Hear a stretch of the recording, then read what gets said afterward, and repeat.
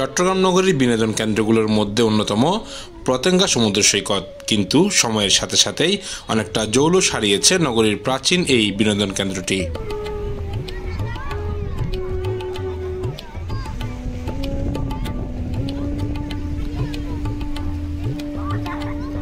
CDA কর্তৃক শত কোটি টাকা ব্যয়ে বিচের সৌন্দর্যবর্ধনে নানা জাতের বাহারি ফুলের গাছ ও বর্ণিল আলোকসজ্জার বাহারি ল্যাম্পপোস্ট অব্যবস্থাপনার দরুন এখন প্রায় অকেজোই বলা চলে।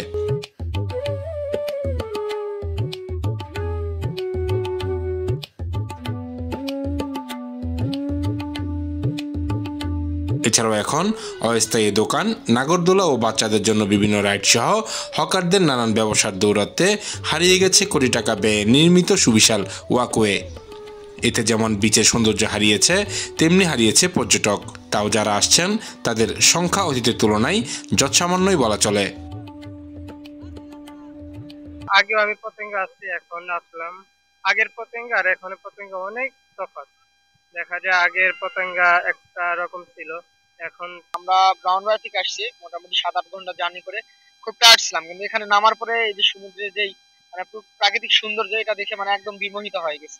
আমরা আসলে যখন অনেকদিন ঘর থেকে বের হয় না, তখনই আমরা এভাবে ঘুরতে আসি। এই জায়গাটা অনেক ভালো লাগে।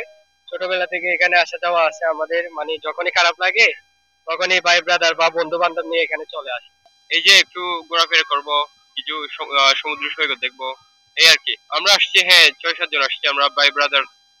সমুদ্রের বিশালতার মাঝে পরিবার নিয়ে সময় কাটাতে এসে তারাও মিস করছেন পূর্বের খোলামেলা ফুল আর পাখির কলকাকলিময় এই পতেঙ্গা সমুদ্র সৈকতকে।